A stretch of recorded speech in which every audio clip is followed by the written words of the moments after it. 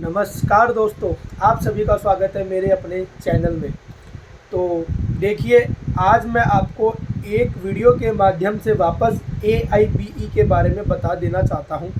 इसके ऊपर मैंने पहले भी 2 वीडियो बना के आपको बताया है, लेकिन काफ़ी लोगों के कमेंट्स अभी भी कि सर ऐसा कुछ क्लियरिफिकेशन अभी आगे से हुआ नहीं है, क्या बात है क्या बात नहीं है, आप हमें एक वीडियो के माध्यम से वापस से बताइए।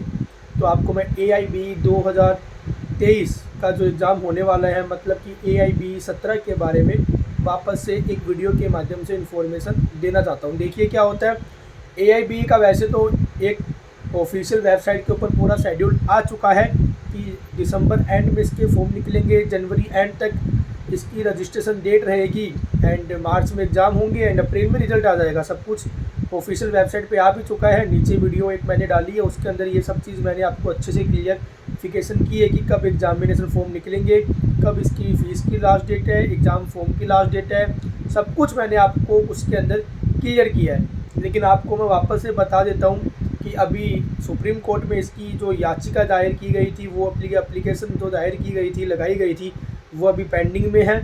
अभी उसके ऊपर कोई अहम फैसला नहीं लिया गया है। अगर ये एग्ज़ाम होता है तो वही पैटर्न रहेगा जो आपको मैंने बताया है। दिसंबर में एग्जामिनेशन फॉर्म आएंगे और मार्च में एग्ज़ाम होगा, अप्रैल में रिजल्ट इसका आ जाएगा। लेकिन अगर एग्ज़ाम नहीं हुआ, अगर एग्ज़ाम कैंसिल होता है तो ये बहुत ही अच्छी बात है, आप ऐसे ही रजिस्ट्रेशन आपका हो जाएगा इसके अंदर स्टेट के अलावा भी। और अगर एग्ज़ाम होता है तो आपको एग्ज़ाम देना पड़ता है। लेकिन इसके अंदर अभी ये भी बोला गया है कि सर कि इसके अंदर आगे सुप्रीम कोर्ट को बोला गया है कि ये एग्ज़ाम का जो लेवल है थोड़ा टफ किया जाए। इसके अंदर क्या होता है, AIBE के एग्ज़ाम के अंदर बुक्स अलाउ रहती है कि आप कितने भी बुक लेके जा सकते हैं इस एग्ज़ाम के अंदर। तो ये भी बोला गया है कि बुक्स को आप बंद करवाइए, एग्ज़ाम का जो लेवल है वो टफ कीजिए। नेगेटिव मार्किंग इसके अंदर नहीं होती है, तो नेगेटिव मार्किंग इसके अंदर आप चालू कीजिए। तो अभी तक सुप्रीम कोर्ट का इस बारे में कोई फैसला नहीं है, जो भी चीज़ अभी तक पेंडिंग पड़ी है, तो देखते हैं आगे क्या होता है। लेकिन आपको मैं एक वीडियो के माध्यम से क्लियर कर देता हूँ कि अगर इसका एग्ज़ाम होता है तो इसके अंदर क्या क्या चीज़ कैसे हैं। देखिए, फ़ीस इसके अंदर जनरल और OBC के लिए 3560 रुपये है, जो कि 3600 रुपये करीब आप मान लीजिए। और ST SC के लिए भी 2560 रुपये है, जो कि नॉन रिफंडेबल रहती है। फ़ीस कोई रिफंड नहीं है इसके अंदर बिल्कुल भी। और मेन बात इसके अंदर क्या है कि अगर एग्ज़ाम ये नहीं होता है तो जो अब भी लॉयर बने हैं तो वो ऐसे ही इन्वॉल्वमेंट उनको मिल जाएगा। इससे पहले अब इसके अंदर आप एग्ज़ाम कब दे सकते हैं, आपको मैं बता देता हूँ। आपके पास में LLB की डिग्री होनी चाहिए, या 3 ईयर कोर्स की हो या 5 ईयर कोर्स की LLB की डिग्री हो। अगर आप LLB ग्रेजुएशन के बाद भी कर सकते हैं या फिर 12th के बाद भी आप LLB कर सकते हैं, वो आपके ऊपर डिपेंड रहता है। आप ग्रेजुएशन के बाद LLB करते हैं तो आपकी LLB 3 साल की रहती है, और आप ग्रेजुएशन करने 12th के बाद अगर LLB करते हैं तो आपकी LLB 5 साल की रहती है। आप LLB करने के बाद में आपका जो स्टेट में है इन्वॉल्वमेंट होना ज़रूरी है। स्टेट में आप जैसे कौन से स्टेट से आते हैं, जैसे राजस्थान, UP, बिहार, दिल्ली, जिस भी स्टेट में आप आते हैं वहाँ पे आपका इनरोल होना ज़रूरी है। वहाँ पे आपका इनरोल रहता है, उसके बाद ही आप बार काउंसिल ऑफ AIBE 17 का एग्ज़ाम दे सकते हैं। उससे पहले आप ये एग्ज़ाम नहीं दे सकते, क्योंकि इनरोलमेंट जो नंबर है वो आपको इसके अंदर कंपलसरी है, वो देने ही पड़ते हैं। AIBE का अगर बाई चांस एग्ज़ाम होता है तो इसका जो एग्ज़ाम का जो पैटर्न है वो क्या रहेगा, आपको मैं बता देता हूँ। देखिए, एग्ज़ाम इसका ऑफलाइन होता है, लेकिन जो फॉर्म है वो इसका ऑनलाइन फिल होता है। ठीक है, एग्ज़ाम इसका ऑफलाइन ही होता है, लेकिन जो फॉर्म है ऑनलाइन फिल होता है। इसके अंदर जो क्वेश्चंस आते हैं वो 100 क्वेश्चन आते हैं। OMR सीट के अंदर आपको टिक करने पड़ते हैं, मतलब MCQ क्वेश्चन आपको इसके अंदर आते हैं। 100 क्वेश्चन आते हैं आपको। इसके अंदर टोटल 11 लैंग्वेज में क्वेश्चन मिलते हैं, मतलब कि आप 11 लैंग्वेज में से किसी भी लैंग्वेज के अंदर आप इसका आंसर दे सकते हैं। 3.5 घंटा का आपको इसके अंदर टाइम मिलता है। ड्यूरेशन 3.5 घंटे का रहता है।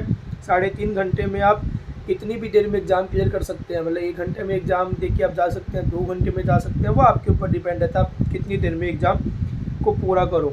इसका जो रहता है सिलेबस की, एग्ज़ाम कौन कौन से सब्जेक्ट में से कैसे कैसे आते हैं वो मैं आपको बता देता हूँ। देखिए, IPC है, IPC में से 8 क्वेश्चन आते हैं। कॉन्स्टिट्यूशन लॉ में से 10 आते हैं। CPC में से 10 क्वेश्चन आते हैं। CRPC है, CRPC में से भी 10 क्वेश्चन आते हैं। और अपना ये ADR है, इसके अंदर 4 क्वेश्चन आते हैं। एविडेंस एक्ट में 8 क्वेश्चन आते हैं। पब्लिक इंटरेस्ट के अंदर 4 क्वेश्चन आते हैं, मतलब PIL। और फैमिली लॉ में 8 क्वेश्चन आते हैं।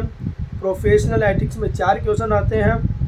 और और आपका जो है एडमिनिस्ट्रेटिव लॉ में 3 क्वेश्चन आते हैं, इन्वायरमेंटल लॉ में 2 क्वेश्चन आते हैं, कंपनी लॉ में 2 क्वेश्चन आते हैं, लेबर लॉ में 4 क्वेश्चन आते हैं, साइबर लॉ में 2 क्वेश्चन आते हैं, एंड आपका ये है ना लॉ ऑफ टोर्ट में 5 क्वेश्चन आते हैं, लॉ ऑफ कॉन्ट्रैक्ट में 8 क्वेश्चन आते हैं, एंड लैंड एक्ट में 2 क्वेश्चन आते हैं। ऐसे करके टोटल 100 क्वेश्चन रहते हैं। 100 क्वेश्चन एक नंबर के क्वेश्चन रहते हैं। आपको एक क्वेश्चन के लिए 1 नंबर दिया जाता है। नेगेटिव जो मार्किंग है वो इसके अंदर बिल्कुल नहीं रहता है। नेगेटिव मार्किंग नहीं रहने से एग्ज़ाम इजीली पास किया जा सकता है। सबसे बड़ी बात, एग्ज़ाम के अंदर बहुत कम चांस रहता है क्योंकि कोई बच्चा फेल हो जाए, क्योंकि इसके अंदर बुक्स अलाउ रहती है। बुक्स एक तरीके से बोलते नहीं कि आप पूरा बैग्स भर के भी इसके अंदर बुक लेके जा सकते हैं, कोई मना नहीं है, क्योंकि ये ओपन बुक एग्ज़ाम होता है।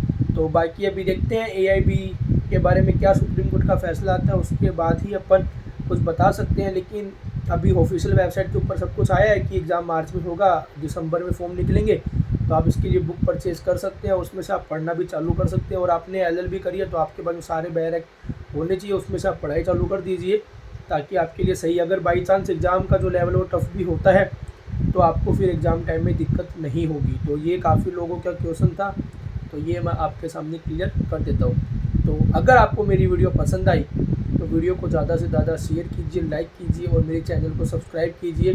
आपका बहुत बहुत धन्यवाद।